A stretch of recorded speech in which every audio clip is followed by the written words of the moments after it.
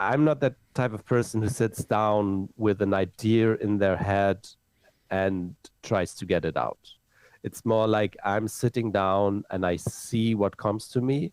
And then there might be one little thing, like there's a thread where something speaks to me. And then I try to follow that.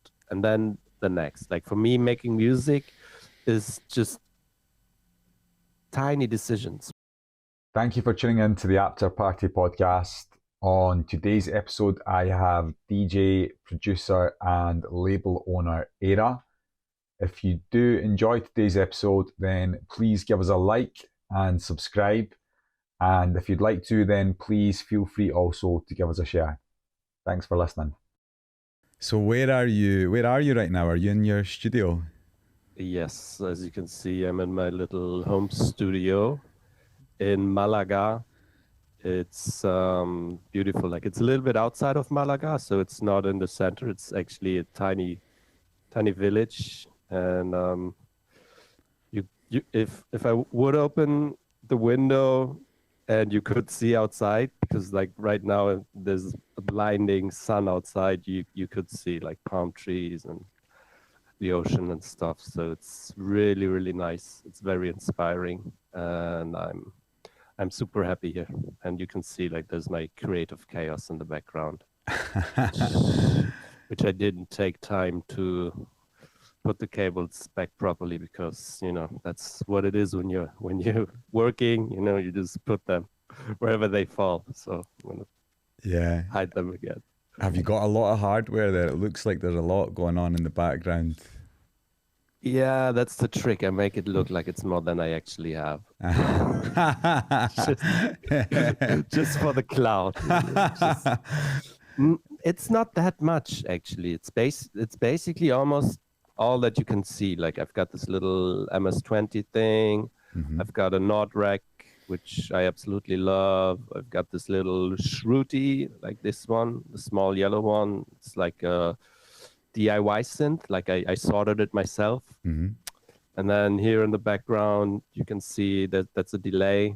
This is a Yamaha TQ5, which is a FM synth, which is absolutely insane.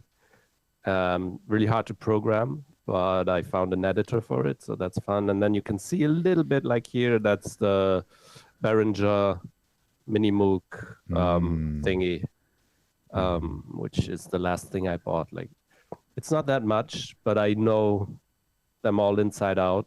Mm-hmm. I just started to learn the patch bay of the MS-20. So I looked at some like online videos of people patching it, because it was a mystery to me for a long while, and now I kind of get my head around it to make some like proper noise with it. And yeah, I don't have a lot, but what I have has a purpose, and I know the things really well. So with like the MS-20, I'm starting to learn them. So yeah, I think I think knowing what you've got and knowing how to use it well is probably way better than having rakes of gear, right?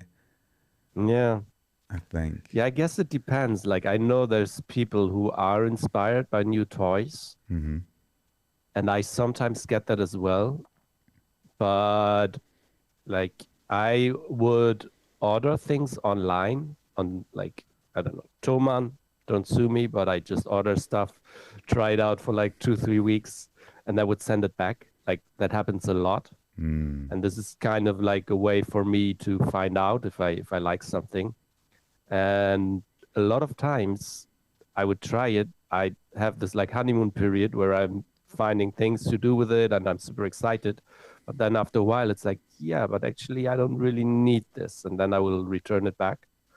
So things that I've kept from that process are here. And yeah, from time to time I buy something, but I'm also not like, I'm not a big gearhead. Like I don't really keep up that much anymore with what's coming out. Like I don't have, the gear acquisition syndrome, or how you call it. Like that's not me. Like, yeah. The Behringer Mini Moog, I think I actually looked at getting one of those. Also, those guys seem to make really great options, in budget options, shall we say, rather than, you know, the more expensive full on Moog and whatnot. How are you finding using that? Yeah, it's like a double-edged sword. Like for me as a consumer and a producer, like a prosumer, I don't know. As someone who makes music with them, it's great, you know, because you finally are able to afford the things that you have seen or wanted to try for a long time. And it is very affordable. And I mean, the quality is good enough. I'm actually a person, for some reason, I like small fiddly knobs. Like you know, the way they feel, I can do like filter sweeps and stuff with them. It doesn't feel like high quality. It doesn't feel like, you know, I've had like a Moog 1 in my hands, you know, and I know how they feel, but they can also be intimidating. You're like, but yeah, so with Behringer, it's like a double-edged sword. Also, I would say, like, if you follow them a little bit, like their business ethics and the way they go about things, it's actually not that great. So yeah, I feel torn, but in the end, like, I just want to make music, and if there's something there, I'm just going to use it. Like, I don't lose sleep about it, but I'm aware of like that it's like some of the ethics of the company are rather questionable. So, but still, I make music with it, and the music I make, I hope makes people happy. So yeah, I'm sure it does. Well, I know it does. I know it does. Definitely makes me happy. Yeah, I hadn't actually thought about that with Behringer. I hadn't really given that too much thought. I suppose it's similar to what some happens in fashion as well. You know, you have some more budget shops ripping off higher end designs and stuff, but I hadn't really given it too much thought. It's a good point. So yeah, it's like fast fashion music. Yeah. So I wanted to ask you, Ralph, where did your musical journey begin? Obviously, a lot of people are familiar with your music, and you know, a lot of people listening have probably caught you DJing at some point in the last few years. But I wanted to find out a bit about where your musical journey began, where you grew up, and some of your, I suppose, your introduction into dance music also. Yeah, so I could start like at the very beginning, like, you know, like early childhood. One of the first things I can remember is being in front of an electrical organ that we had at home, which is like a Farfisa C, if you know what it is. Like, it's one of those big home organs, like electrical organs that a lot of people had at home. That was actually, I probably had headphones that looked a little bit like that were like way too big for me. And I think my father is an electrician. He worked at Deutsche Bahn, at the German train company. He was fixing trains, basically. That was his job. So he's an electrician, or he was an electrician. And I think he got it from a friend because it was broken, and he fixed it.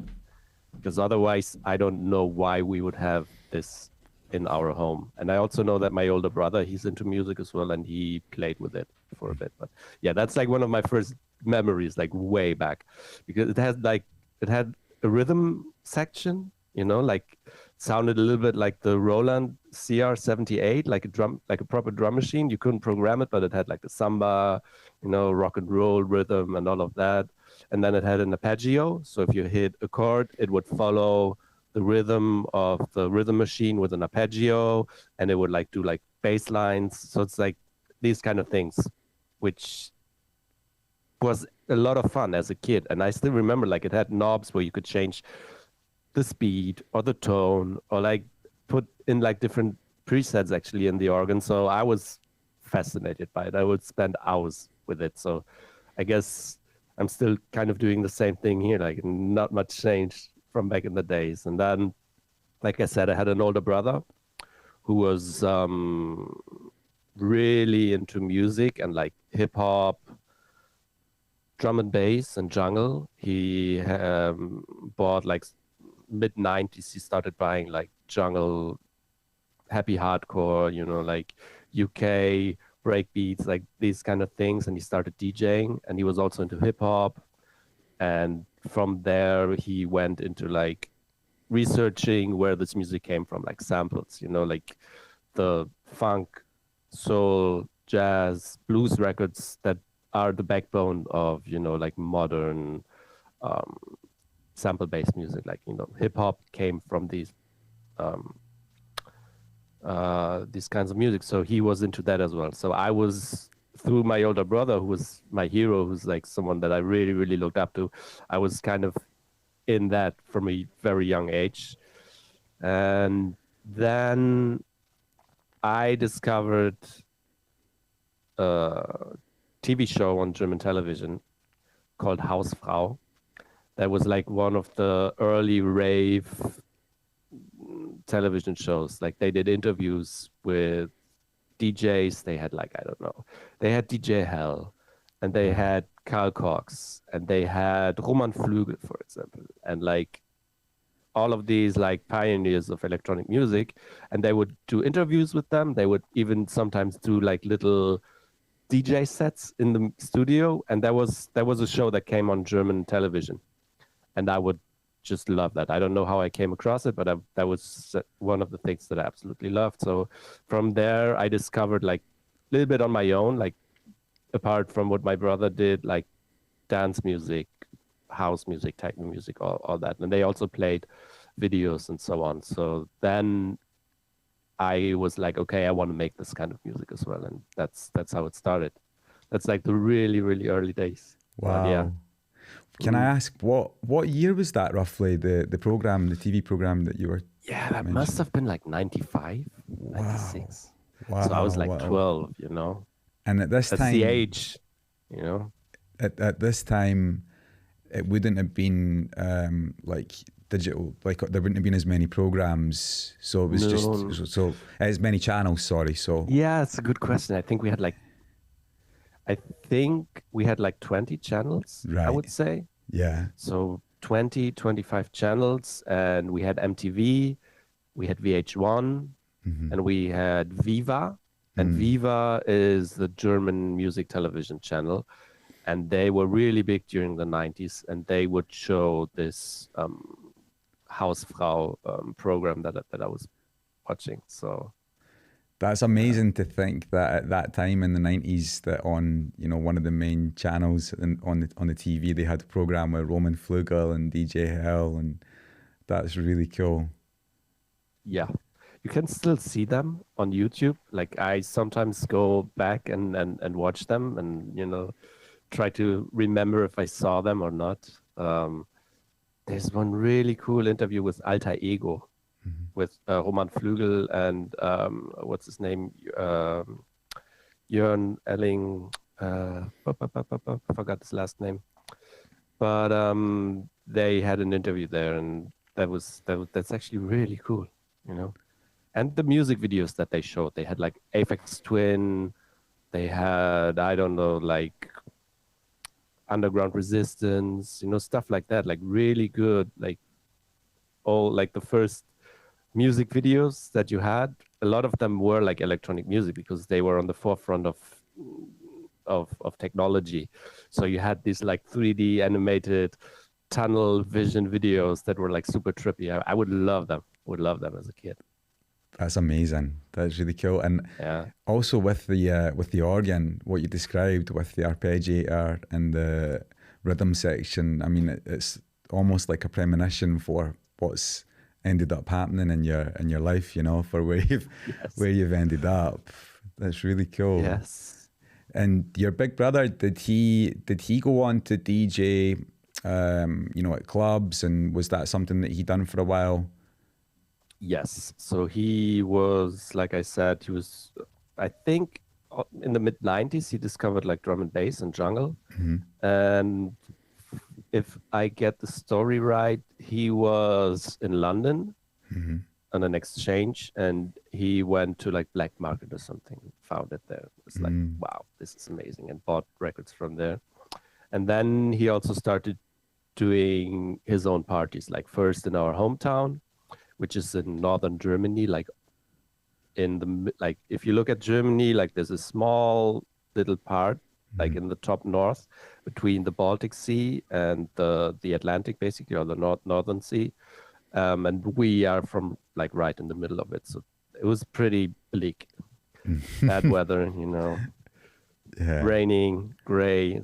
It's an old industrial town, but then the industry went away, so there wasn't much anymore. So yeah, he did some parties there, and then there's a place which is the major city. It's called Kiel, and there's a club, and he did some actually quite a few parties there, and also started to invite like people from the UK mostly. So I remember Chemistry and Storm played there. I think they had LTG Buchan, if I'm not completely mistaken. All sorts of people from, so yes, he did that. And for me, still, like, drum and bass is one of the best musics to dance to. I love it. I can't make it. Yeah. I can't play it, but like if I hear it, it's just like, I don't know, there's something about it that I just really, really love. Amazing. So what was the scene like in Kiel and in the area at the time? Can you remember much of how it was? I was gonna say there really wasn't a scene, it was just like a handful of people making music. So one thing that I was lucky that in my hometown, which is a small town, like 80,000 people maybe, we had a record shop, and they even had a label. So that was really cool. So after school every day, I would hang out there and, listen to records and get on the people's nerves who were working there and, hang out. And it was pretty cool, actually. But it was only them. Like, there wasn't much of a scene. Like, when they did parties or when we did parties, if we were lucky, like 30 people would show up, 40 people, like pretty small. But we tried to make something, try to get things going. But it was hard. The next big city is Hamburg. But Hamburg was still separate. Like, I didn't feel like, for me at that time, there was a lot of connection between where we lived and Hamburg. Like, Hamburg, even though looking at it today, it's like 45 minutes, 1 hour away. It felt like completely out of our world, so it was cool. You had to find your own ways of doing things, and you were very much on your own, had to make everything. So I guess I have a very strong DIY streak. Like, I like to do things on my own. And I think it comes from that time where you had to do things on your own. Sometimes I wish, or not wish, but I sometimes wonder, like, where I would be now if I would have grown up in a city with more of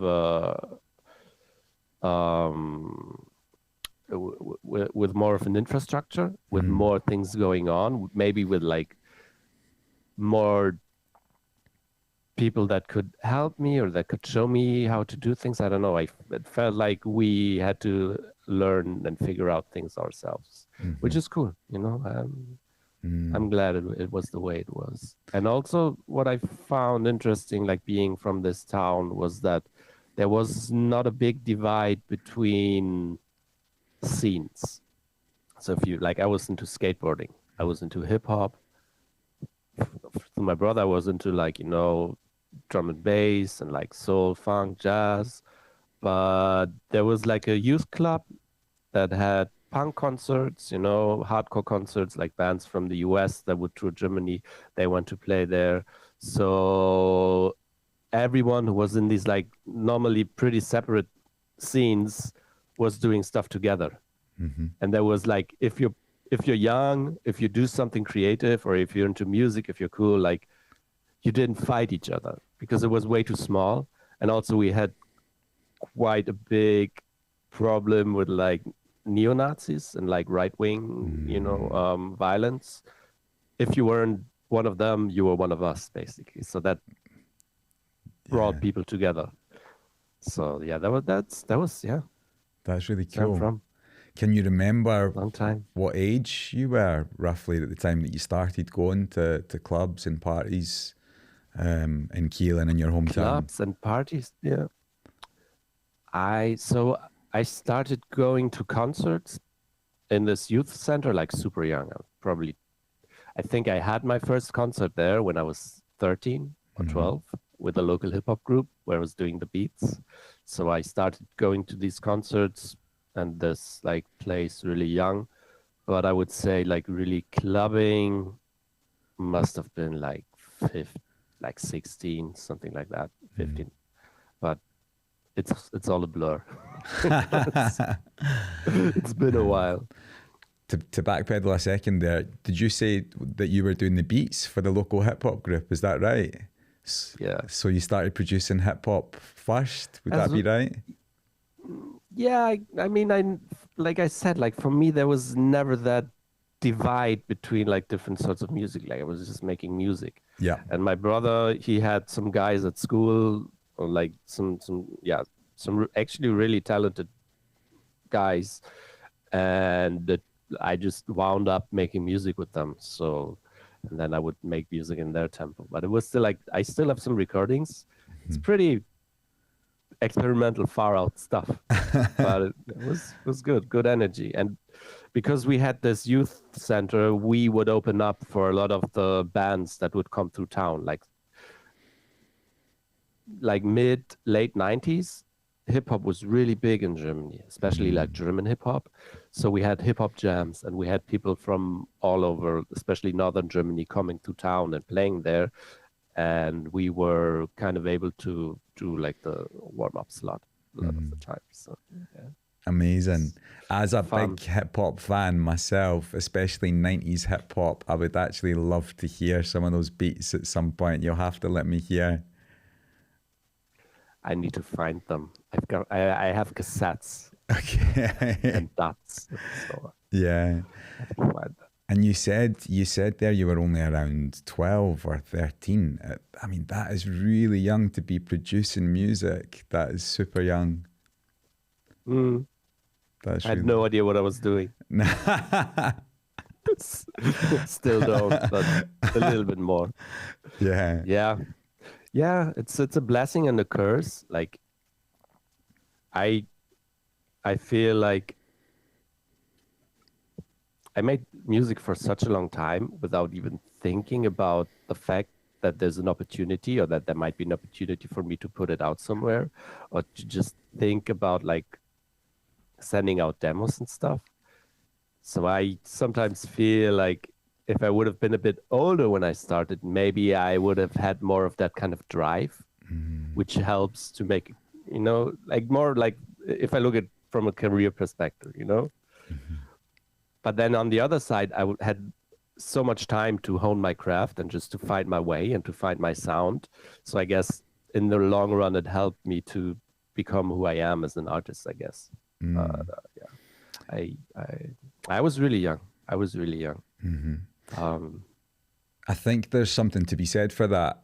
I am probably the opposite from yourself in that instance, that I think almost every track that I've ever actually finished, I've released in some way, shape or form. And now when I look back on it, some of my earlier tracks, I suppose maybe this is just through being self-critical and stuff as well, but I kind of wish that I hadn't released them and I'd taken a little bit more time, Yeah. So I think there is really something to be said for what you've just spoken about there. I think developing your sound and really spending time to hone your skills before you're ready to put it out into the world. I think that's probably a good way to do it. Probably the first 10 years of what I made was just shit. So you're right. It's good nobody heard it. Yeah.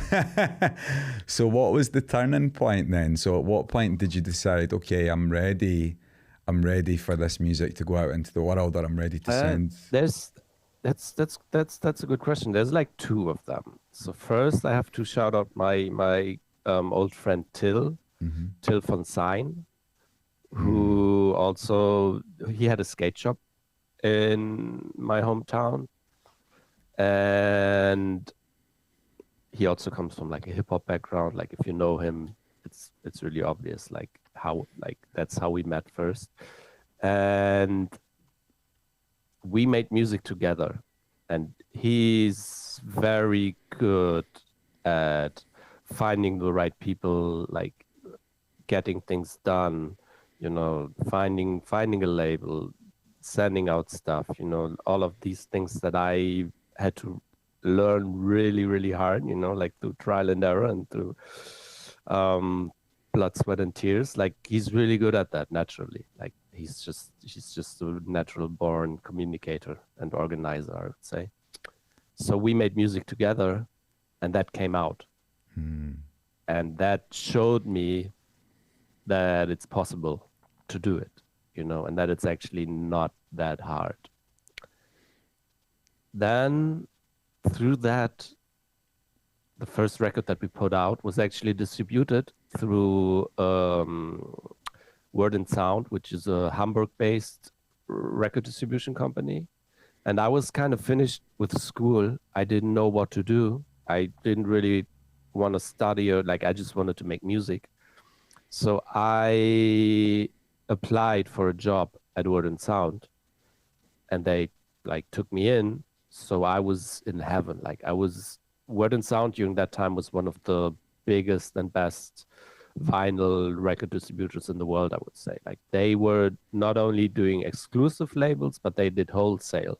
So if you had a record shop that dealt with electronic music in Europe, you would buy records from them, you know, on a weekly or like, you know, on a regular basis. So, and I was there like in the middle of it. Like when the new Moody Man record came from Detroit, and there were like 5 of them, you know, 4 of them would land like in our hands and 1 would be sold. So it was a pretty good place to be in. And there I learned how to set up a label and how like the business side of the record industry, at least like in our part of the music industry, kind of works. And another thing that happened at the same time is that I started using Ableton. And before I would just do long jams in Logic, just like muting stuff, doing like filter sweeps, just jamming for myself. But I was never able to turn that into a finished song. Like I was never able to arrange anything because I hate arrangements. Like I don't like to, you know, like copy and paste and all of that. Like, you know, like these little boxes that you add was never for me. So I would, when Ableton came around, I was finally able to just record what I made and have finished songs at the end. So these things came together, and then I started my own label, put out the music that I started making with Ableton, and that was kind of like how it all started for me. Like I was probably like over 10 years ago, I would say. 12, 11 maybe. So yeah, that got the ball rolling. Yeah, so you were almost doing an apprenticeship working for this record store and distributor. That seems to be a common thing that I've heard about people who have kind of gone on to do things within the scene. I'm sure Dennis Salter worked for Rubber Dub. He worked for Rubber Dub as a young guy. There's a few other people also who've Jack done the Master, same. right? Jack Master, that's right. Yeah, Jack Master also. So it seems to be, I mean, it's the perfect place, really, isn't it, to do your apprenticeship before then going off and doing your own thing.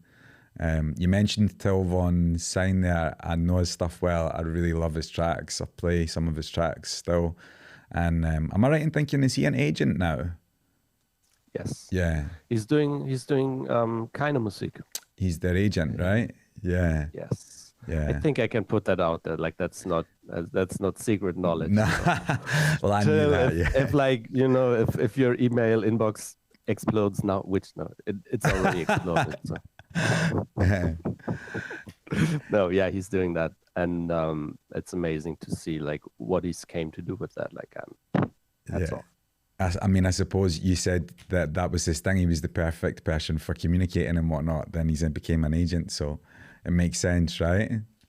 Yes, and to be honest, he's still like one of the greatest DJs. Like during that time, not that, but a little bit earlier when I still lived at home and went to Kiel, like he had his own nights there, and those were some of the best DJ sets ever. Like, really? nothing comes, like for me, nothing still comes close, because he's really, he's very like eclectic, but he has great taste. So I think back in those days, you would call it like freestyle. So he would play, you know, Missy Elliott, and then he would play The Strokes, and then he would play some like broken beats, West London type thing, and then he would go and play some Jazzanova, and then he would play some DFA, or like, you know, like really broad but really good dancing music, and just like really, yeah.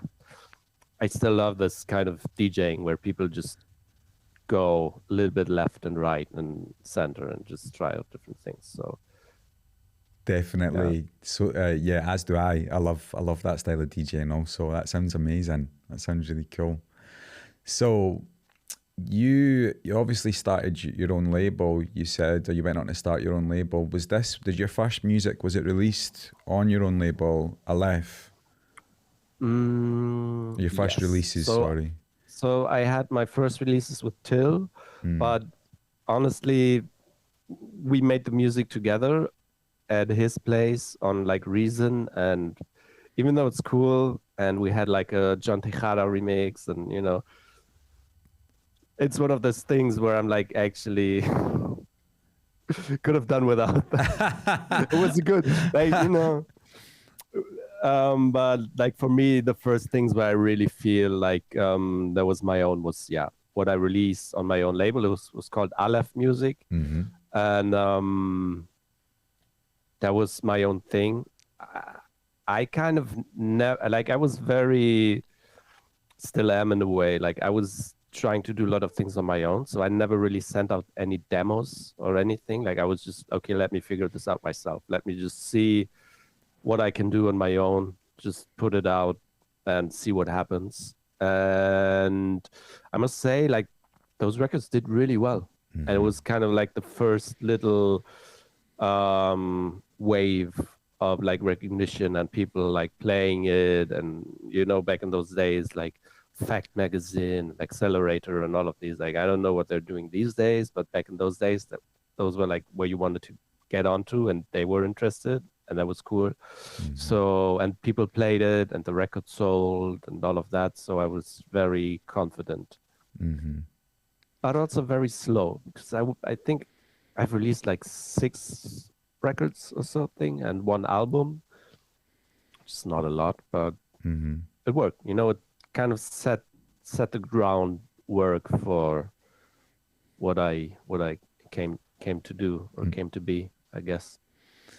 And touching on your records, something I wanted to ask you about was, so when I hear one of your tracks, or even, to be honest, if I hear you DJ or listen to one of your mixes, I feel like you have a really distinctive sound, and I feel like I can almost instantly tell actually that it's one of your tracks when I hear it. So I wanted to ask you a little bit about that, if you could tell us maybe where the inspiration for that comes from, or how you went on to develop this style. I wish I knew. I know. I guess no. To be honest, I think it's just my taste that filters the things that I'm doing. Of course, I'm also conscious of a certain sound that I might represent and that I might have. So when I'm DJing or when I'm playing, I will play into that. And there's like, I love all sorts of music, you know, but when you're DJing, you have to narrow it down a little bit. Like you can't, like for me, that helps to stay in course, and it also helps to tell a story and to be like, have something that's a bit coherent. So I'm aware a little bit of like maybe expectations, but I'm also just like, I have my taste, and I will immediately, like, it's just something that it's just taste. Like I feel it, in my guts. Like I feel it, I hear something and I'm like, yeah, this is me. Like this feels like something that that I like or that I can play. So that's like the DJing part. Like I can make, and coming from like buying records, like you make these decisions really quick. Like you put the needle on and you're like, shit. Okay, next one. Dope. Okay, put it back. Like you make these decisions like super quick, and that's just like, I guess, the skill of being a record digger, or like just having listened to so much music and being able to make these decisions. And then with my own music, I just gravitate towards certain sounds, I guess. It's just something that naturally happens. And probably it doesn't hurt that I only have like a few outboard things, and I'm not afraid of using them again and again and again, because I always find new ways of using them, and certain things they just feel right to me, and then I'll just do it. But yeah, I guess it's the filter of my taste and the filter of my personality. This just makes the music come out in the end. And I try not to be too analytical about it. I just follow my instinct and what I like. And that way, I guess you can develop something. And I have my own kind of I would say techniques that I use, and certain just things, or just certain processes that I come back to, and those will probably also help to define some kind of sound or something that's your own. But yeah, I don't know, man. Yeah, I think some of the techniques that you're maybe speaking to, there seems to be some similar things carried over in a few tracks where the sequences and of the top line sounds, which are really cool.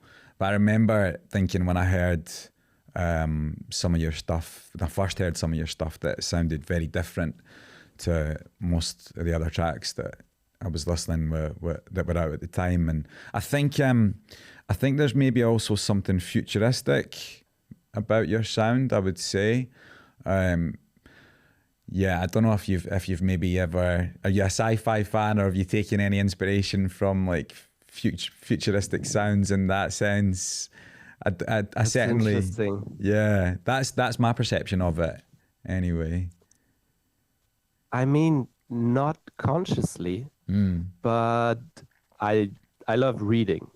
I read every day. I read a lot, and I love reading, and I do read quite a bit of sci-fi. Like that's like fiction. While I read a lot of non-fiction as well, but if I read fiction, I love people who are building worlds. I love people who are trying to develop like alternate realities, and like Philip K. Dick, for example, or recently, I mean, he's more like horror thriller. I got really into Stephen King. I don't know, but yeah, there might be something there. Like it's not something that I would do. Like I don't consciously say like I want to do something futuristic, but I guess through the way of thinking and of like also trying to do things on like a little bit differently and on my own terms, that's I guess how it comes out.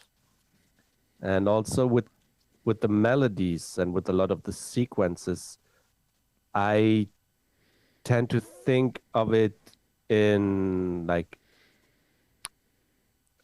systems, you know? And I think this kind of thinking comes from minimal composers like Steve Reich, for example, Philip Glass, or some of these people, Terry Riley, I don't know, who took very, very simple musical ideas, and by changing one variable, made them into something different, or made them into something interesting, or to have, like, for example, polyrhythms or things going against each other, that is something that I really, really enjoy, and that I really like, and that that's one of the things that I actually consciously try to inject into my music. So I guess that what makes it a little bit special. So I think I try to think of ways how to change a melody that comes from a way of, like, thinking in systems. It's kind of hard for me to explain, but it has that background, which is something that I really enjoy doing. That's really cool. So when you're starting from scratch in the studio, you're opening up a new project, what's your approach to starting an idea or a track?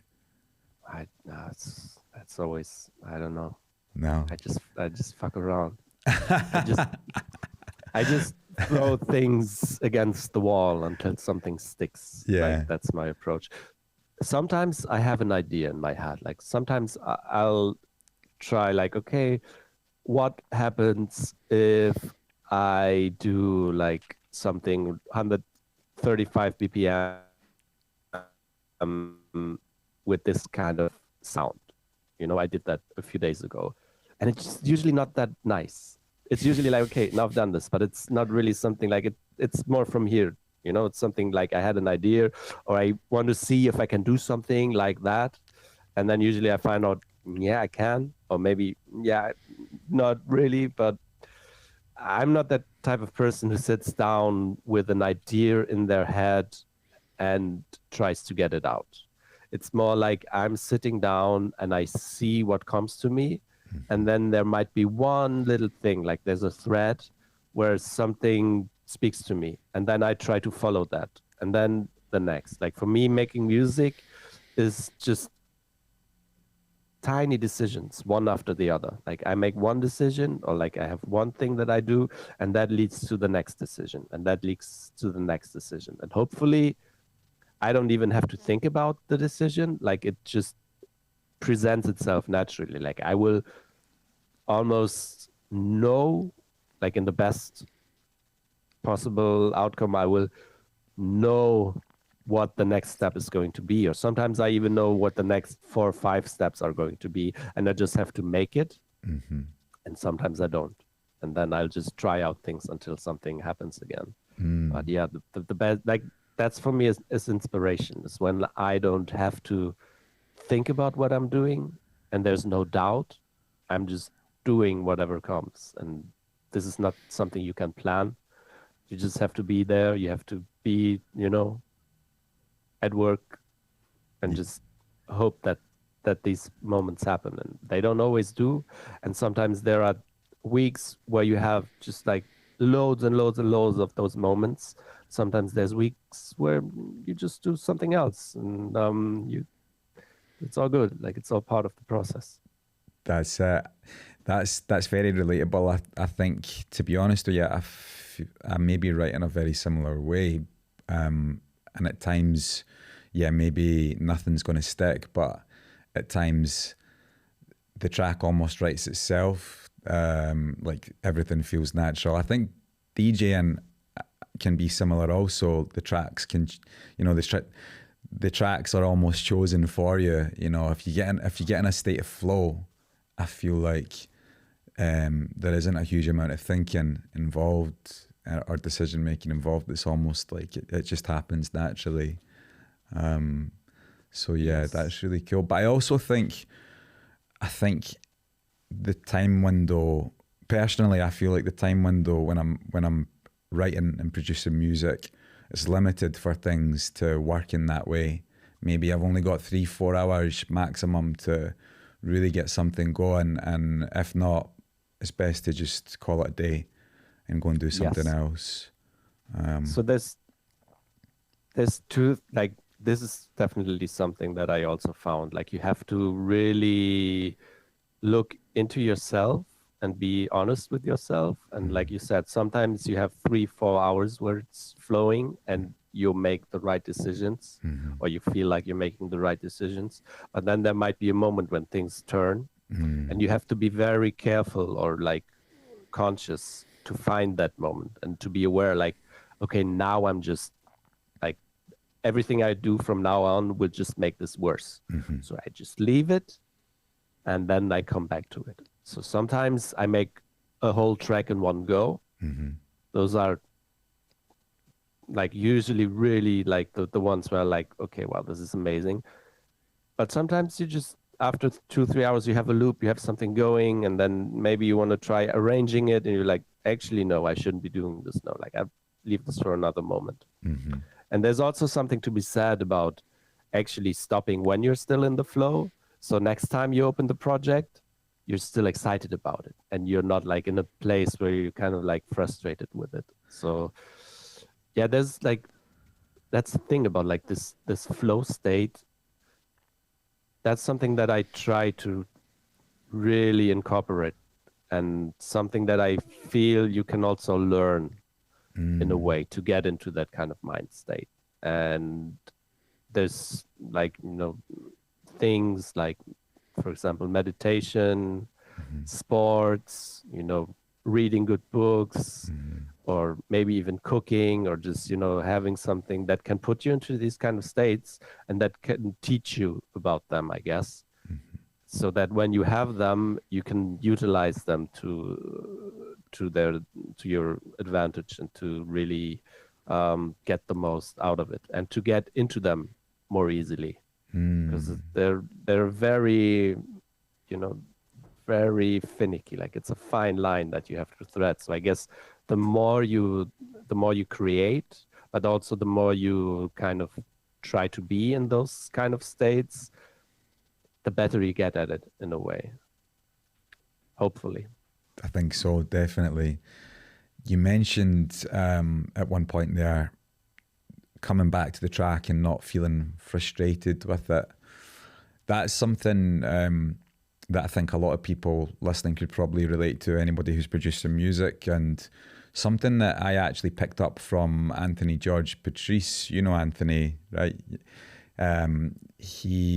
I was talking to him a couple of years ago, and he said to me what he does, or what he'd started doing, was he would start a track on a Monday, and then on the Tuesday he would start something different, Wednesday something else, Thursday something else. By the time he came back to Monday, he would be back on the track that he'd started on the Monday, and then he was listening to it with fresh ears. And I actually started using this technique myself after speaking to him about it, and I found it really helpful, because what I was finding sometimes before was, maybe after 2-3 days of working on the same track, my ears were just so bored of it, and I'd almost lost perspective on what I was trying to do, or what, you know, I couldn't even tell if I liked it anymore.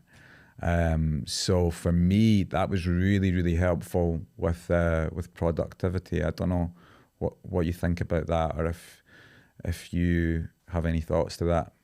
I would probably not be as well organized with that. Like, I couldn't tell you which day I started something usually, but of course I do something similar. And I think for me, frustration is the opposite of creativity.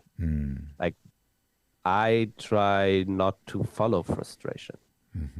It's easier said than done, but once you feel like you get frustrated by something, that's a sign from for me, it's a sign from somewhere, like from the source or from wherever the music comes from, to not pursue that direction. That's how I feel it. Like, I sometimes feel like I'm just basically there to put the music into the world, and I'm trying not to get in the way of it. And frustration for me is a sign that I'm getting in the way of the creation, if that makes sense.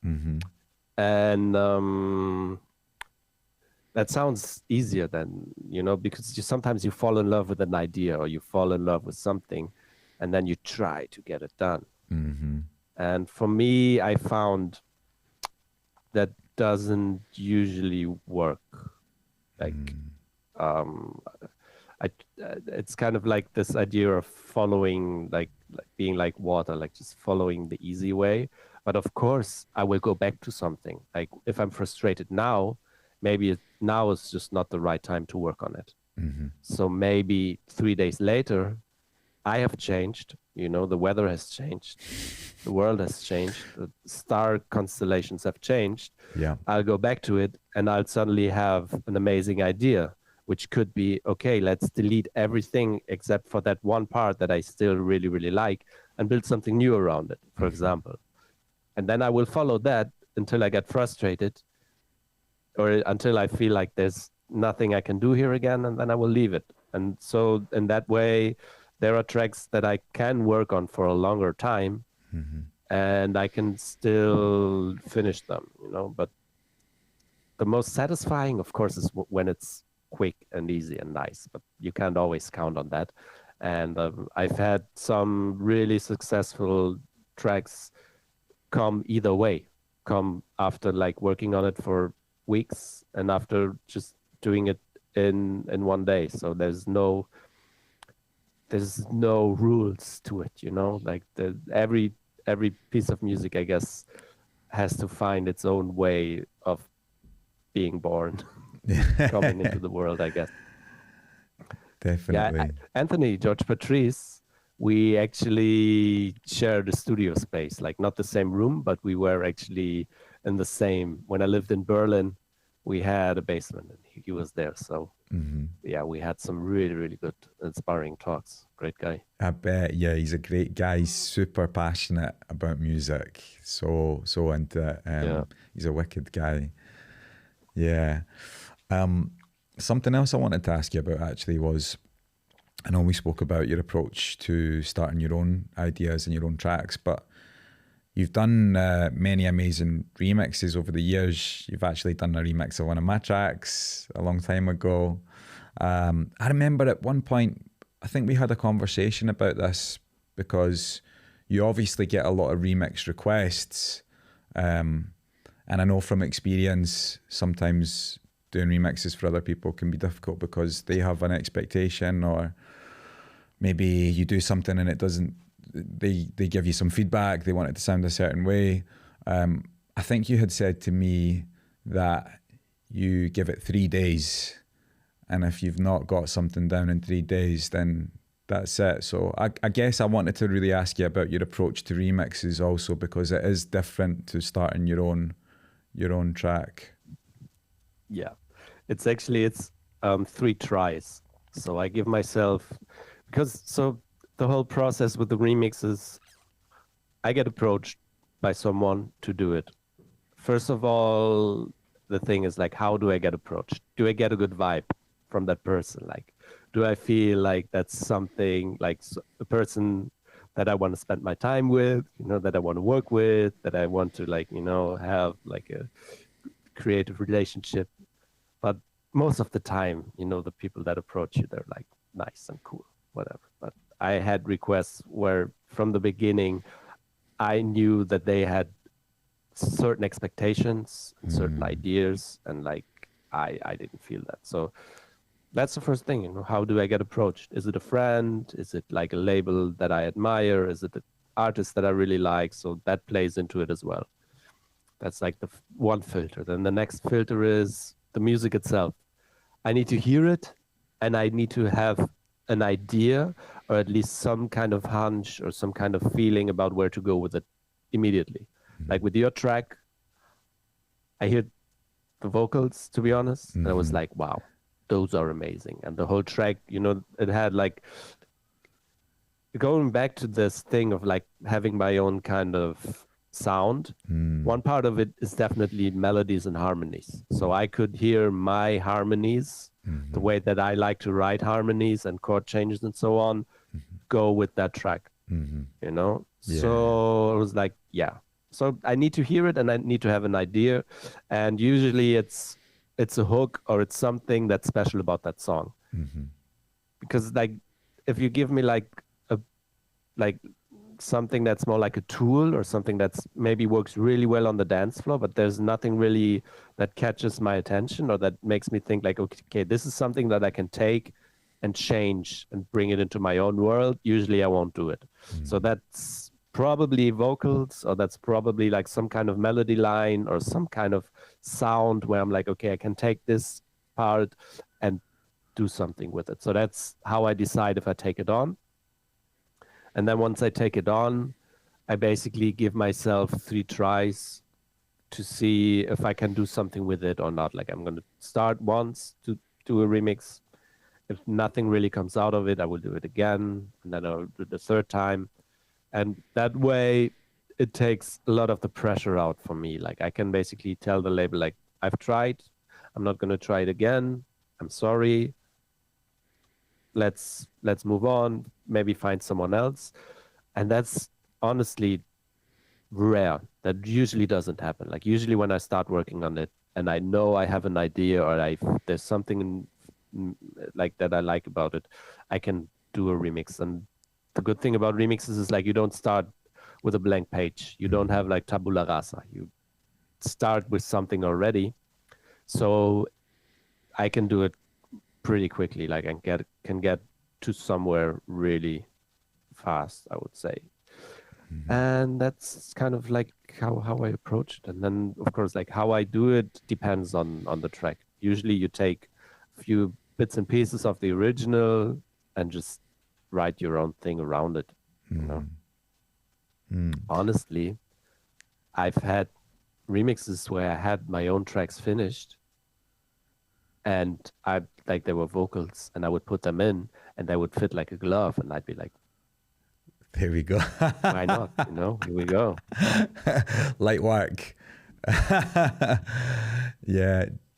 For a while, it felt like you were doing so many remixes. To me, I seem to remember a lot coming out. Do you think have you done more remixes in recent years than original tracks, or would you say it's the other way around? I think it balances out. I also put out a lot of my own music, but for me, it comes and goes in circles. Like, there might be months where I do a lot of remixes just because I feel like it and I enjoy the process, and then they all come out. Like, I have now 3 remixes that are waiting to be released, and then once they are released, I will have like originals again that come out. So it's kind of like it comes in cycles. So that's why it probably feels that way, because I tend like, and that's another thing when it comes to remixes. I would close my door for remixes as well. Like, if you would approach me now for a remix, if it's not, I don't know, Ninja Tune, or, you know, some like. Just putting it out into the universe. You know? Maybe they'll listen. No, but that's what I'm saying. Like, I will close my doors for remixes right now. I would still listen to everything, but if you write me now, which still happens like a lot, like every few days, I will get a request and I will say, okay, I'm actually not taking on any new remixes right now because I want to focus on my own stuff again. I will listen to it, and if it really, like, if it's really strong, or if, like, you know, there's an argument that I just, you know, something that I can't refuse, I would still do it. Like, it's not like, you know, written in stone, but I have these like open door moments, and if you're lucky and you find me at that moment and I like your track, I will probably do a remix. But yeah, so that's another thing. Like, I have you know, and those are not planned. That's just like a feeling thing. Like, now I know I've made 3. I want to focus on my own stuff again, so I'll just say no, basically. Yeah, you have to prioritize. You have to prioritize.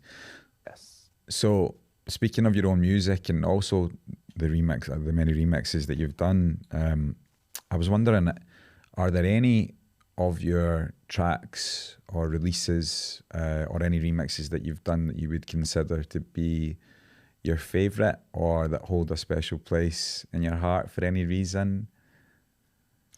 Yeah, that's so interesting. There's like, people say it's like their own child's, you know, like everything you do is like a child. And you can have like some of your kids are ugly and some are stupid. You still love them. Yeah. So for me personally, I like, it's hard for me to say. Like, usually I'm in love with what I just made.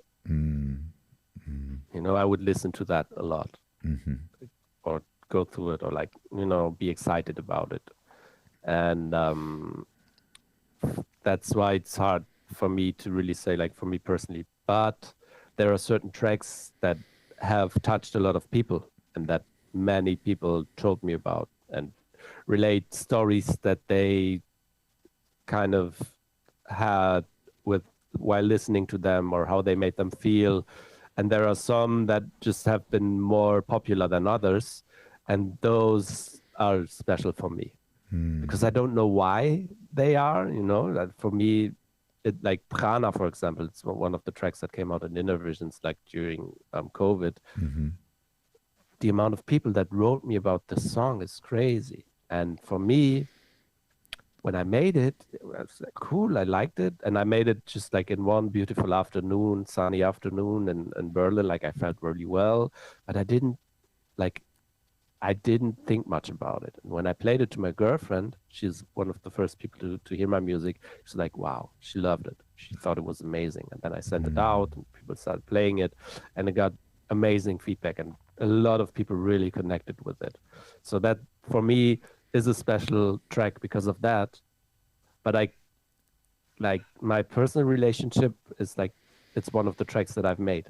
Yeah. Like it's like, you know, there's like these different levels. Like, it's the outward perception of your music, and then how I feel about it. Like, for me, whatever I just made is the most exciting, because there's just like this kind of energy in it that I still feel. And then there's these tracks that for some reason just really, really connect with others. Like Prana is one of them. Acido is one of them, I guess, because it's like super funny and like super memorable. I did this edit, which I did like in an hour in a hotel room, of this Join the Circle track. And people are going nuts about it. Like, I just found out that it's starting to be like a trending audio on Instagram. Oh, wow. So like, never had that before. So yeah, but that's like, still, it's really special to me, but I feel like I didn't do a lot. Like, I just took the original track, I put a bass drum, I did like a B section with some synthesizers, but it's really the vocals of the original that make that track. So You'll have and to then there's this me. remix I did for this guy called Kieran Apter. That's my favorite. That's my favorite of all time. That's the best one. Yeah, you've done many amazing remixes, man, and edits as well. I remember you sent me a whole playlist of edits that you'd done before, and one in particular I played a lot was Opus 3. Opus 3, yeah, that for the end of the night, I've played that lots. It's the perfect song to end the night. So you'll have to send me the new edit that you're talking about. I need to grab a copy of that from you. Yeah, send it to you. Thank you. That was a cool one, actually. It's like, it's an old children's song.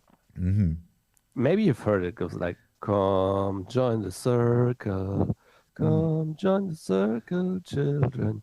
It's an old spiritual, and she made a version for children, like for children to sing. And I took it and I made an edit with it. And then I started to play the edit and send it to a few friends. And everyone went nuts.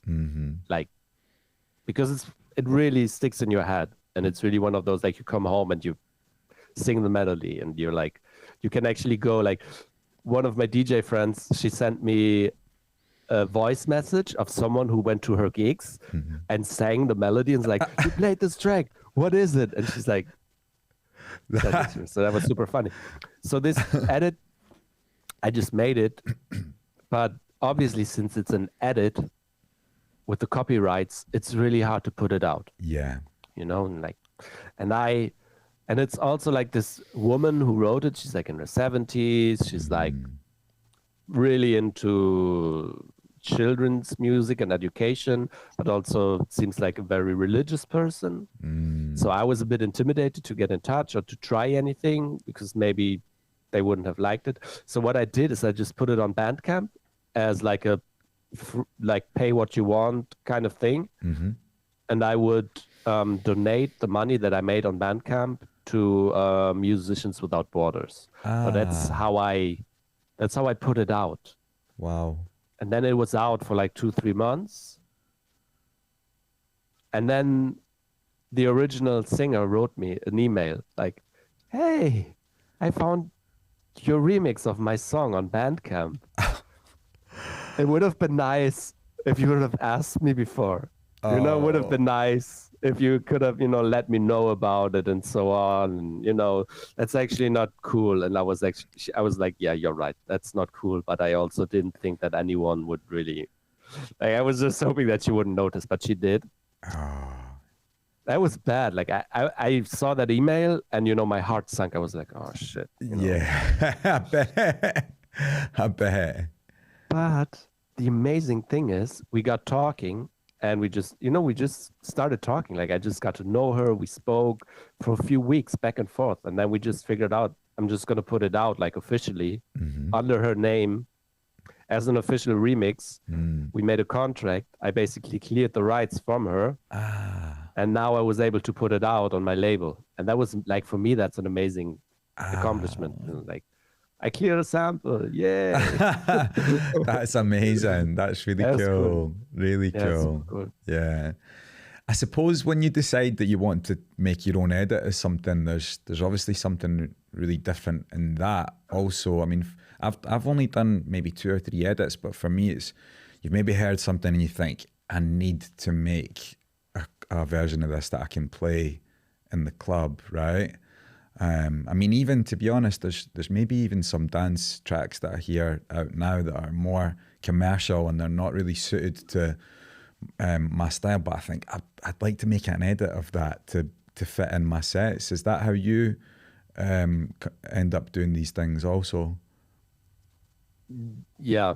So I don't do them as much as I used to. Actually, the ones that you probably know, they are years old, and I made them when I couldn't go to this. Like I had my studio when I lived in Berlin outside.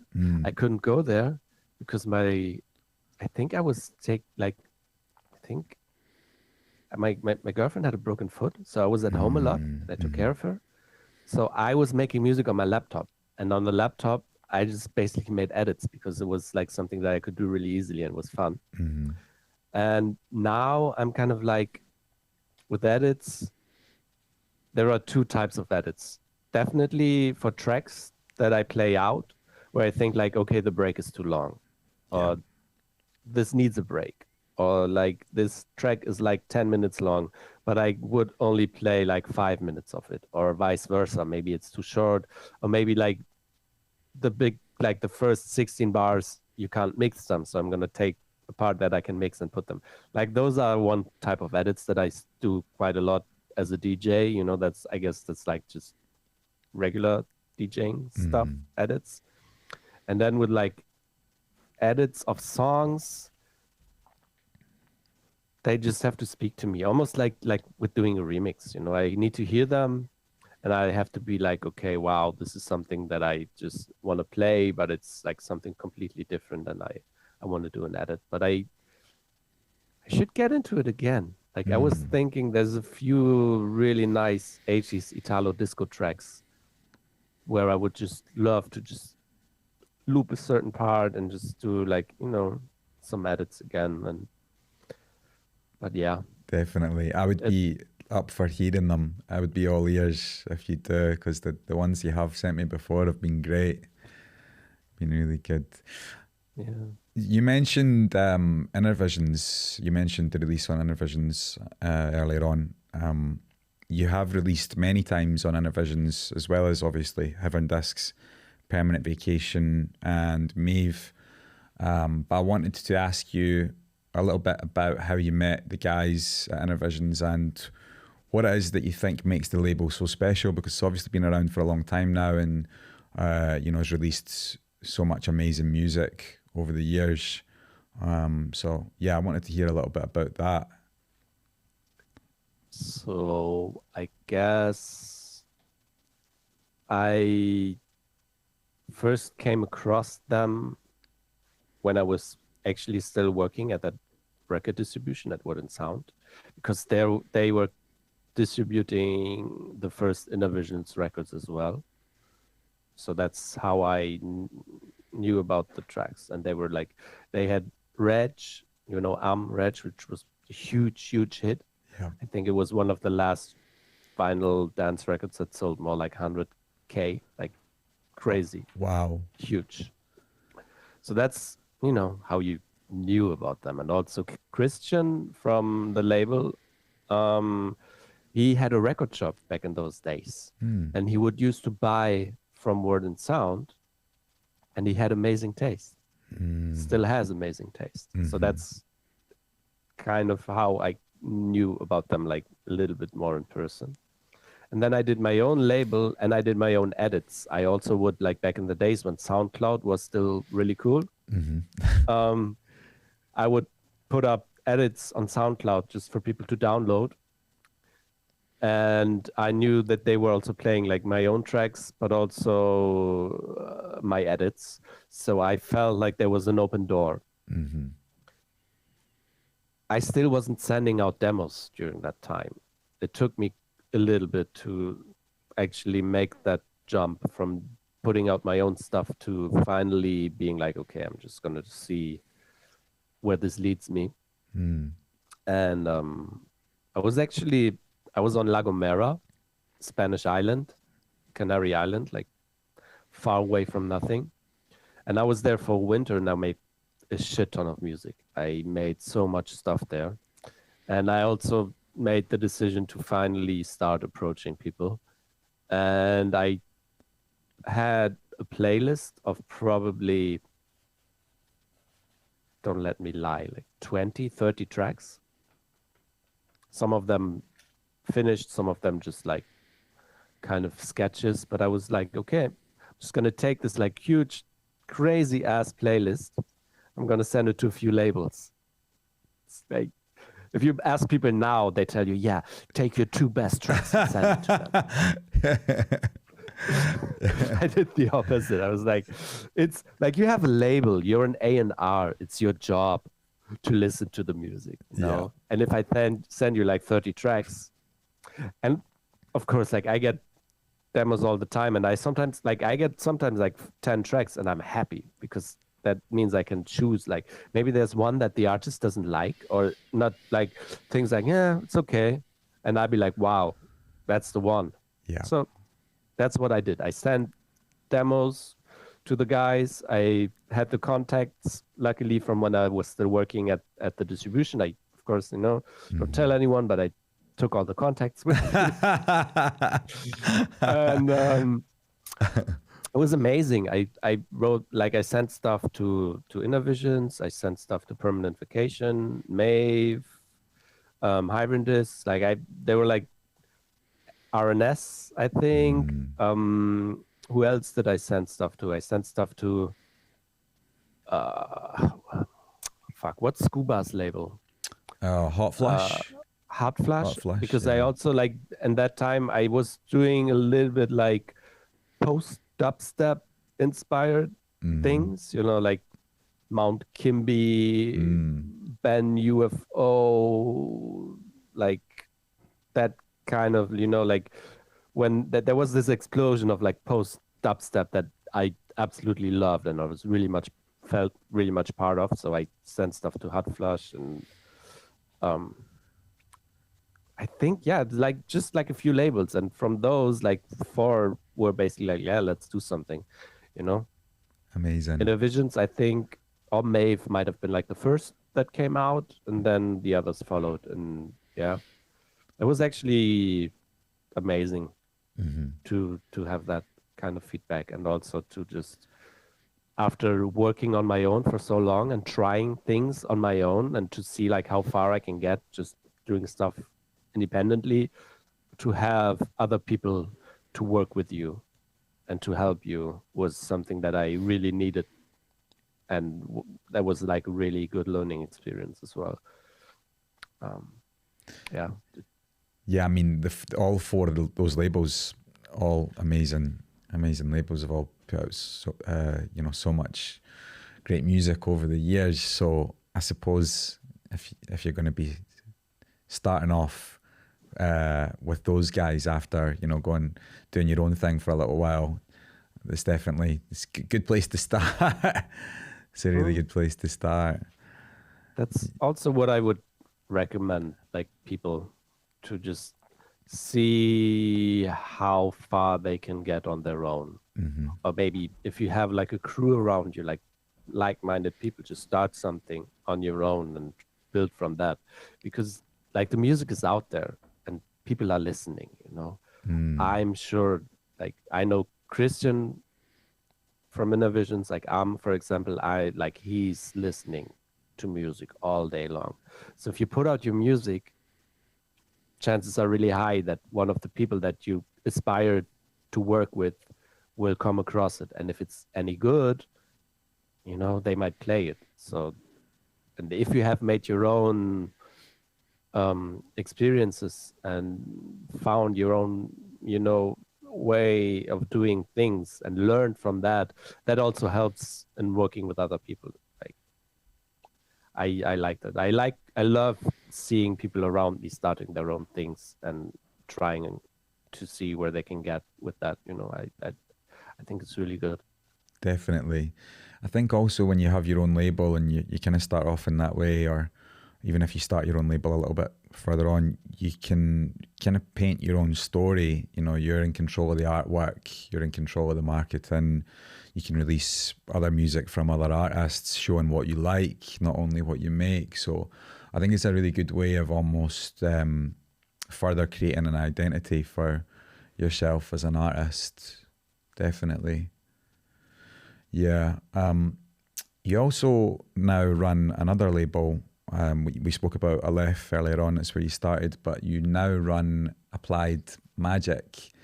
Could you tell us a little bit about the ethos behind the label and the ideas behind this project?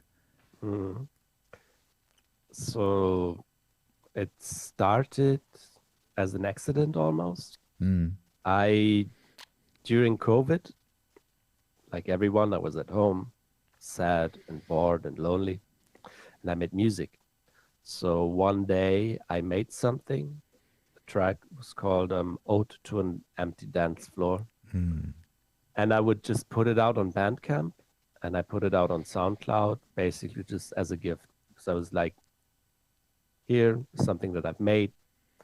Maybe it makes you happy. And and it was one of those things. I made the track and I just put it out the next day. Something that I've never really done before or since. And that was such a cool thing, you know, because everyone was at home and everyone was kind of like, same, bored, didn't know what, found the music. So it got really good feedback. And then people were like, yeah, I want to have this on Spotify. Like, why is this not on Spotify? So it's like, yeah, you're right. And then I approached Muting the Noise, who's my distributor now, with the idea of doing a label. And I had the artwork. Afterwards I started doing the artwork. I had the concept and they were like, okay, let's do it. And then it just basically grew from there. It was first of all a way to put out this one track with the proper distribution into all like the proper platforms. And when I had that established, I was like, oh, I guess I have a label now. So I should do something with it. And then I found like what I really enjoy doing is find people who are just starting out, who make incredible music, but who don't have a platform. And just giving them like a start. Because I feel like when you're DJing and when you play other people's music, I feel in a way also obliged to give something back. And this is a little bit, of course, it's great music and it's not like I'm doing charity work or something. But I really love to work with like young and upcoming and like fresh producers and maybe give them their first release or give them like, you know, their first like bigger release. That's for one. And I also really love approaching every release as a singular event. So there's labels, they have their kind of corporate identity. And it feels like, even though they put out great music, every release feels kind of like from the same cloth, which makes sense from a marketing standpoint. Like you have your label and it all kind of looks like your label. That's kind of cool. But I always loved labels like, I don't know, like the big indie labels like Warp or Ninja Tunes even, or like even, whatever, Rough Trade or Factory Records. Okay, no, Factory Records, they maybe had their own little kind of thing going. But like I want to have every release be like something unique and special. And so the idea was to have next to my cat. She wants to be part of the conversation. No, she gonna come in? I need to give her some attention. Yeah. She doesn't. I wonder that we've made it this far without her interrupting. Oh, really? Yeah. It's so cute. What's her name? Juri. Kannst du sie vielleicht mal nehmen? I'm just gonna. Of course, no worries, no worries. I mean, I can. Mauseline, huh? I'm really. That's all right. Maybe we just leave her. Yeah, it's fine. Yeah. So, back to the label. Yeah.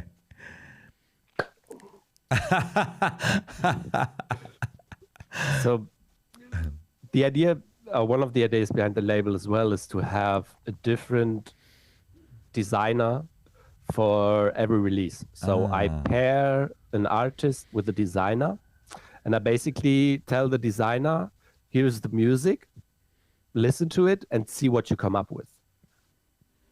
Of course, super cool. I decide who's doing the design, so in that way I can give it like some kind of direction, but I try to let the people who make the artwork just really do what they think is best. Like some of them, they need more kind of attention, or like they need more.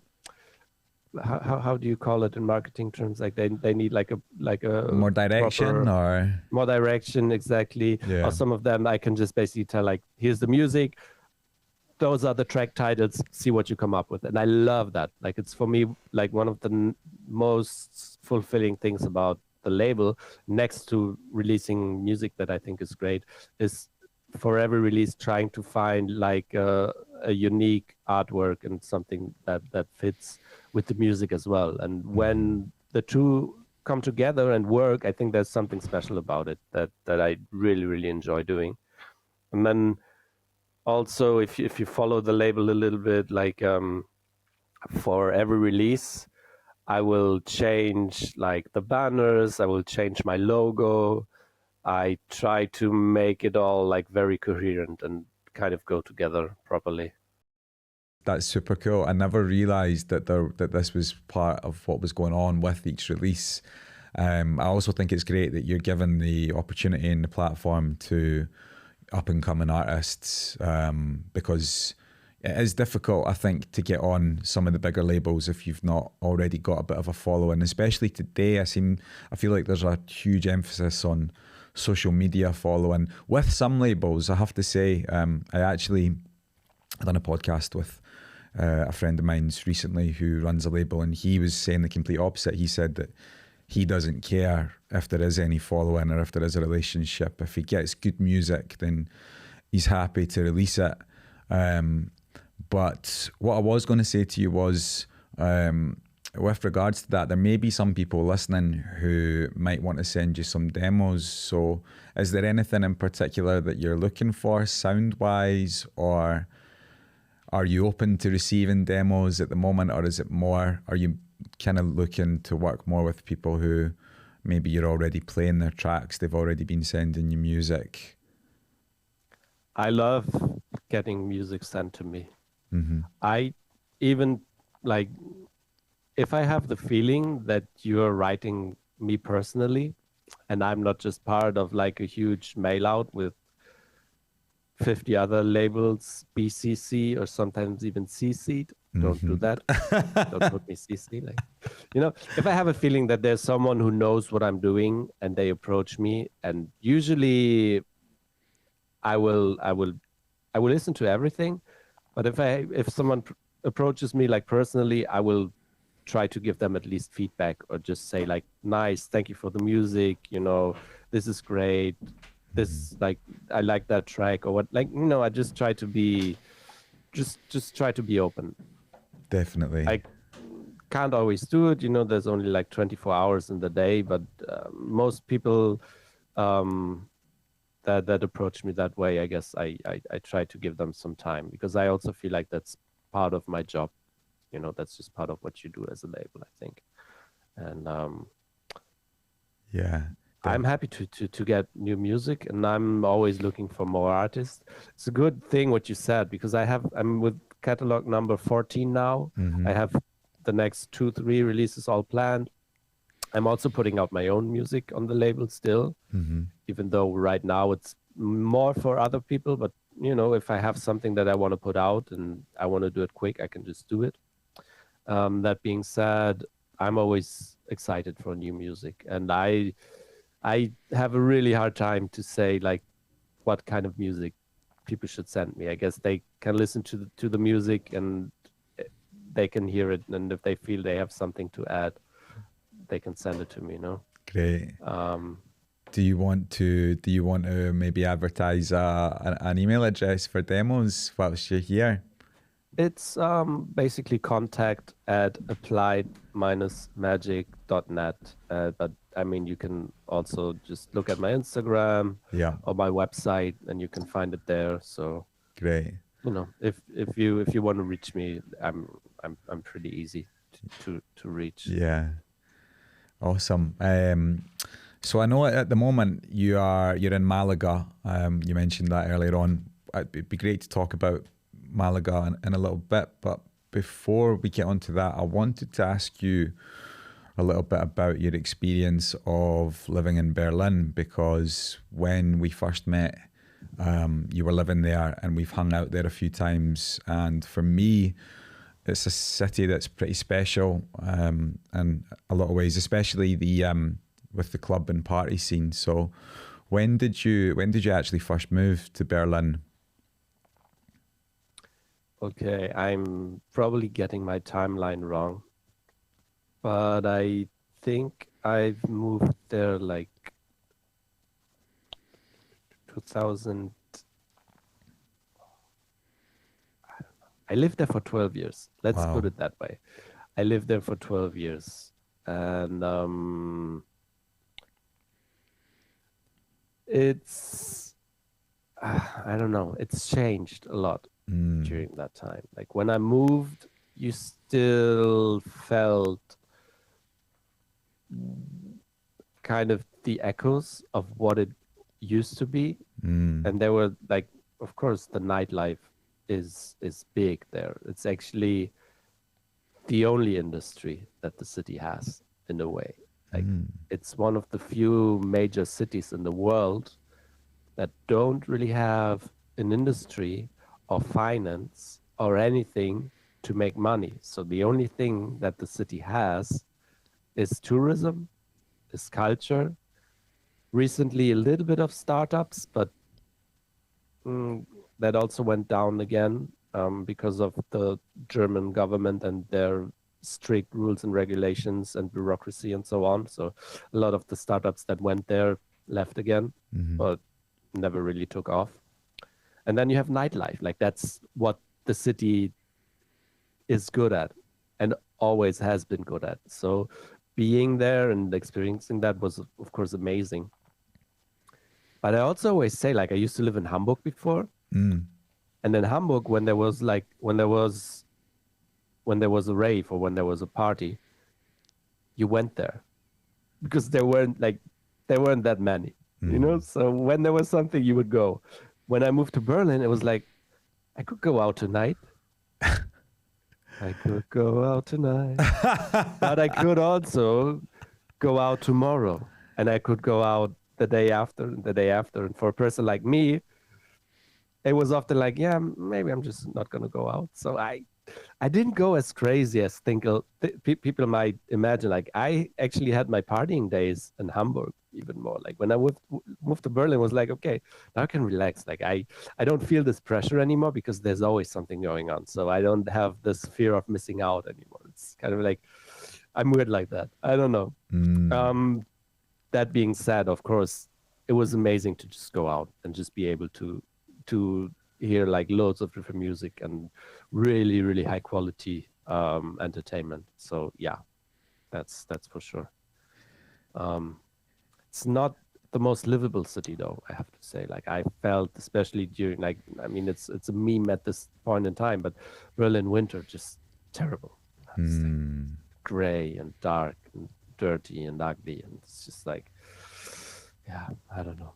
Very harsh. It obviously gets the seasons because it gets a hot summer, but I mean, it really does get a cold winter as well, as you said. I mean, I think I've been there in November at one point. It wasn't the worst it can get to, but I've heard, yeah, in January, December and stuff, it's really cold, right?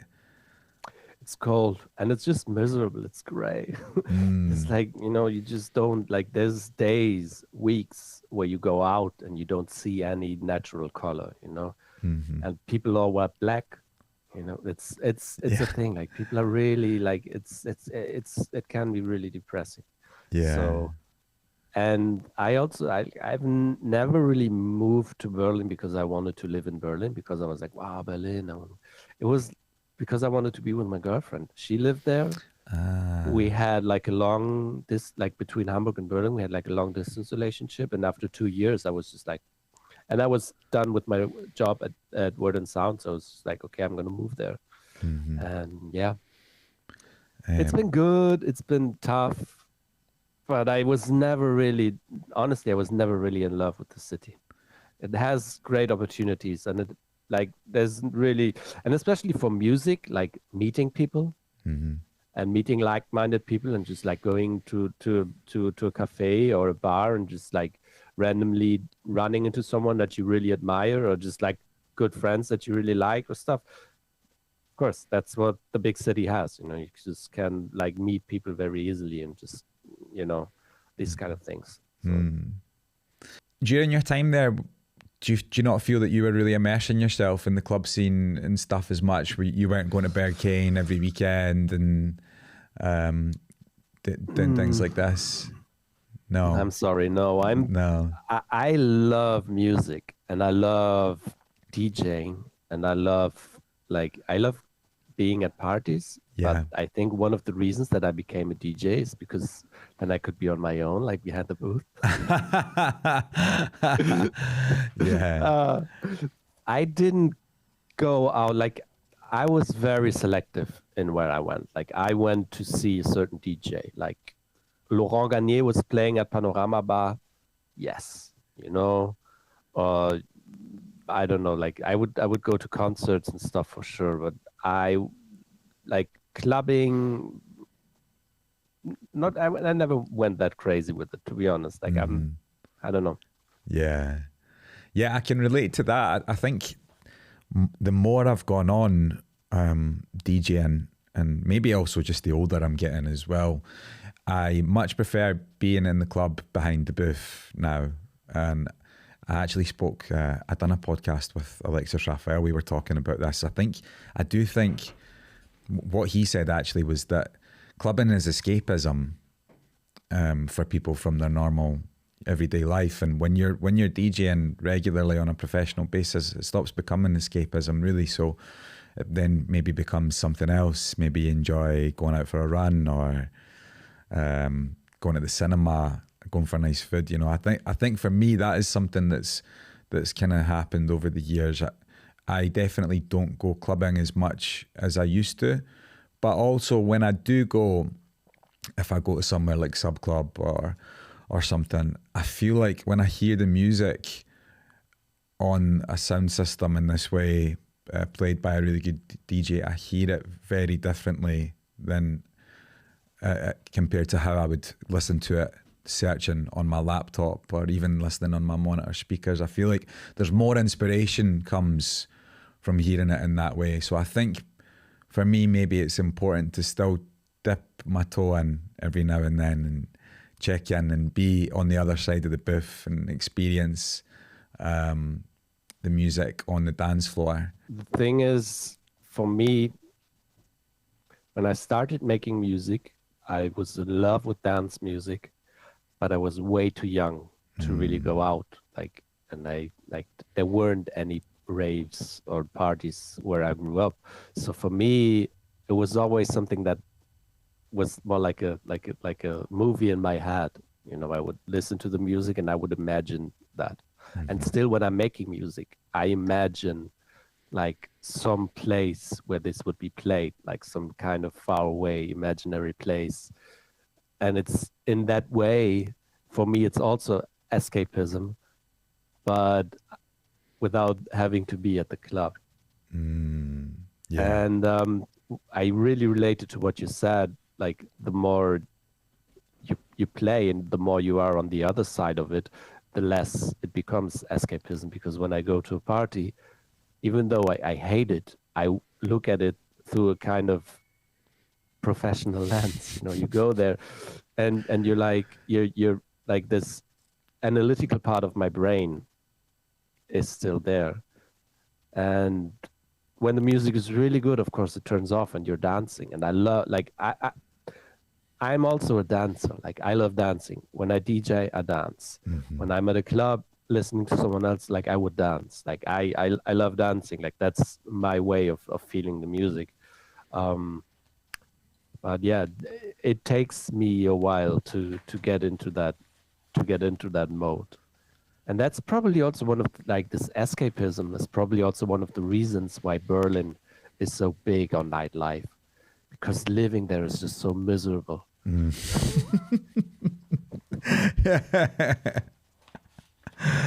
Yeah, that's so true. The analytical part of your brain, switching on, because even for me, even if the music is really good, sometimes I find myself I'm not losing myself in the moment. My brain is sort of switching into, I love the snare drum in this track, and I can tell that all the drums have way more low end in them in this sound. I really like this sound. I'm going to try and keep more low end in the drums and things like that. Or yeah, if it's not as good, you're kind of, you're almost maybe becoming slightly critical of the occasion, which is not good as well, So that is so true for me anyway. I can 100% relate to what you're saying there.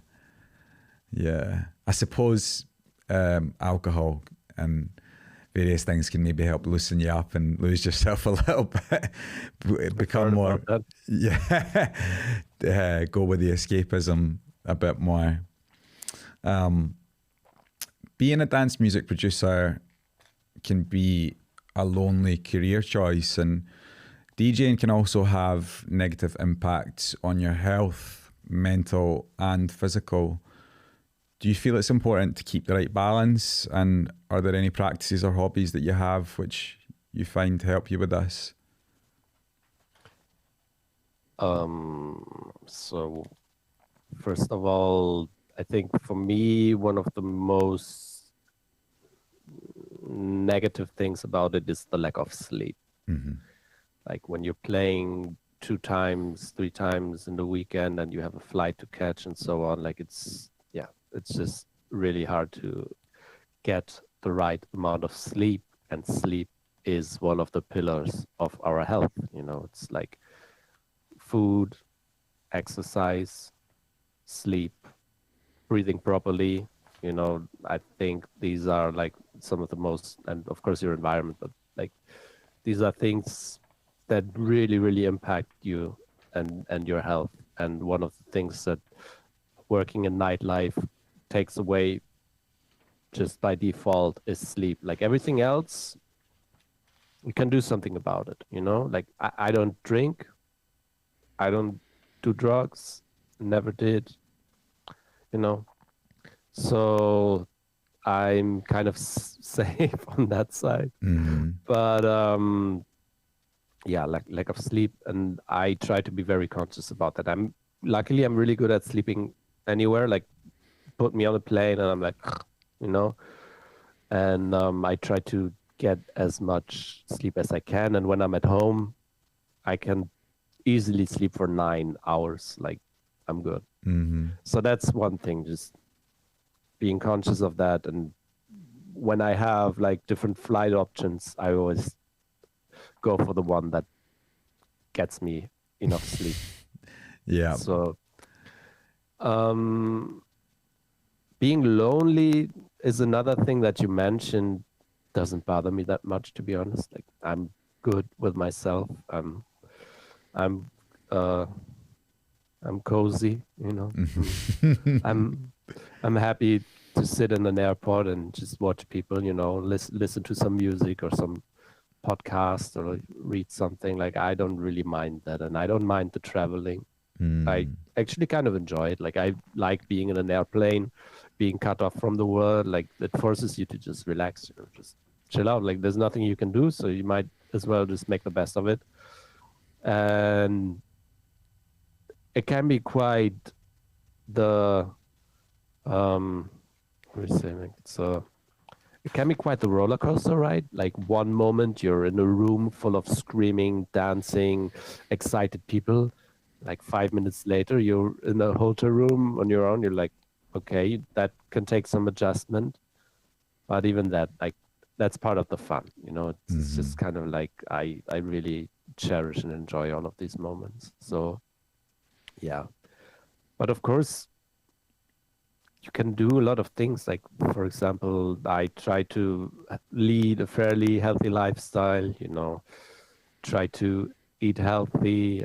I do various things each day to help me stay healthy and to basically have as much energy as I can in order to just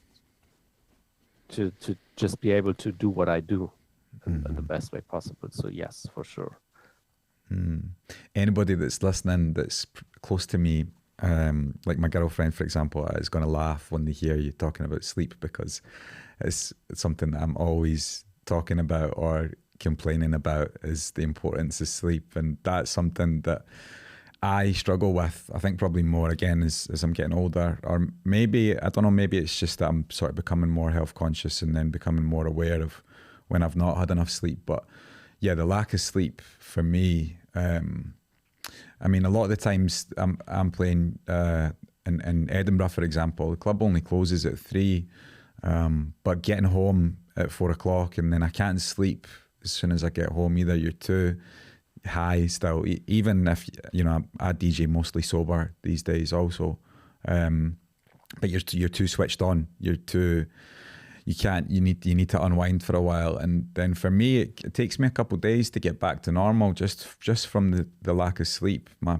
body clock is off, and so I definitely understand that part of it. And I suppose, yeah, I'm a little bit introverted sometimes also, so being on my own doesn't bother me too much. But yeah, I think some people can struggle with that side of it, being locked away in a dark studio with no windows all day. You look like you've got plenty of natural light in your studio behind you. I think that's good, but I've definitely been in a few studios where it's dark and dingy and there's no light coming in. I just love being in the studio. You know, when I lived in Berlin, I had like a bunker underground studio, and I would spend hours there, and you know, sun outside, I didn't notice. Like, the world could go under and I wouldn't notice, and I don't mind.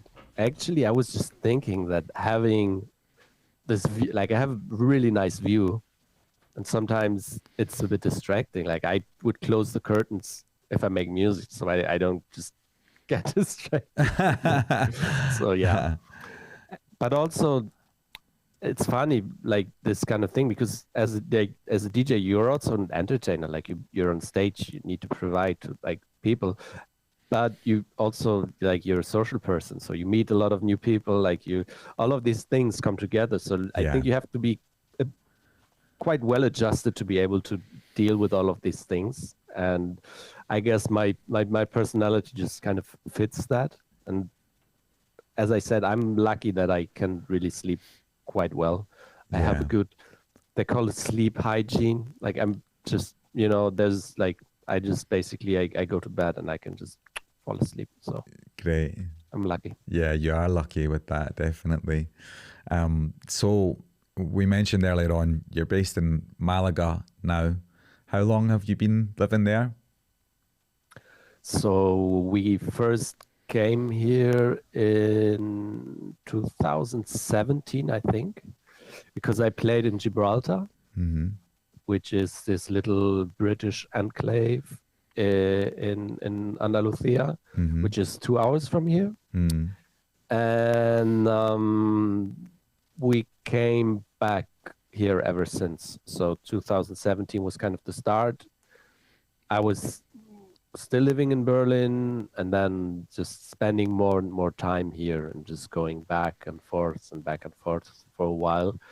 And basically we've been here for like 1.5 years, also on and off. And now in the last few months, I actually changed everything officially. Like I have the paperwork, I pay my taxes here. The car has the Spanish license plates now, so I'm basically Spanish. Are you enjoying living there? It's amazing. Yeah. It's one of the best things ever. It was the best decision I have ever made. Like just the quality of life is so high. Like everything. People are friendly and nice and warm and welcoming. The food is amazing. The produce, like fresh produce, I cook every day. It's just like the nature is stunningly beautiful. You have the sea, you have mountains. Like in winter, I can go skiing from here. It takes me like 2 hours and I'm in the ski resort. Like and it takes me a minute and I'm at the sea. So it's just like the quality of life is really, really high. And then these days you also have to look at like the cost of living is pretty moderate compared to the rest of Europe, I would say. And just, really good choice. I mean, now actually July and August have been pretty tough because it was just so hot. And there were some issues with water, like there were some droughts and there were a few days where we didn't have like water for some time. So that was tough. But I mean, there's always like, got to take the good with the bad. Yeah. But apart from that, it's amazing. And also the airport, I love. I can just, drive there in like 25 minutes. Parking is super easy. And I just get like from my car to the gate in like 15, 20 minutes. So it's just, it's good. Amazing. Ralph, I've not been paying attention to time here, and we're running pretty short. We've almost been on for 2 hours, so I'm sorry. I feel like we could speak for another 2 hours more, to be honest with you. So I think we should probably, if you're up for it, I would love to do it again with you at some point in the future. But one thing maybe we can just run over this quickly just before you go is I just wanted to ask, do you have any other projects on the horizon, or is there anything else coming up, or what you've got planned going forward? If you just wanted to give us a quick run through what's coming up for you. So I've got a couple of remixes coming out that I think I cannot really say yet. I made a ton of music during summer, which I am now starting to find the proper home for. So I need to see where it fits, or if I do it on my own, or who might want to take it on. So yeah, I've got just lots of music waiting to be released, but there's nothing that I can really, say yet. I've got a couple of gigs that I'm excited about. I'm playing Fabric in London, which is going to be great. I saw that. Yeah. I may actually, if I'm around, because I'm in London sometimes at the moment, I'll come and meet you and hang out. That would be great. Yeah, it would be amazing. Yeah. That's it. I just take it day by day, you know. Nice. You can plan all you want, but reality always finds a way to you know, interfere. Things happen. Yeah. For anybody that's listening or watching at home, do you want to give us some links as to where they can find you, your social media and bits and bobs? I mean, these days, honestly, I'm basically just on Instagram. I think Facebook, I don't know who uses that anymore. So I'm on Instagram at Aeragram, AERAGRAM. And then I try to keep my homepage relatively up to date. So just www.applied-magic.net, and that's all you need. Brilliant. Thank you very much. Well, thanks very much for coming on. I'm sorry that we've had to cut it a little bit shorter. I honestly feel like I could have spoke to you for forever, but we'll do it again in the future. It'd be great to do it again, and hopefully we get to catch up in person in November when you're in London. Yes. Yeah. Actually, you've inspired me to do my own podcast again. Amazing. Because, as you know, I mean, we haven't spoken about this, but I've had my own podcast. That's right. Usually, like basically during COVID, it was kind of like one of those projects to keep me occupied. I really love doing it. I really hated the editing part of it, which I did on my own. So I really love what you have going there. Like, I think the way that you do it is kind of like something that I could see myself doing as well. Like, you know. Thank you very much. I really enjoyed listening to your one previously, so I'm looking forward to listening to more. I would love to hear more from you. So that would be great. Yeah. Amazing. Nice one. Well, listen, thanks again for coming on, man. I really appreciate it. We'll keep in touch, obviously, and I'll hopefully catch up with you in November. Yes. Thank you for having me. Thank you. Cheers, Ralph.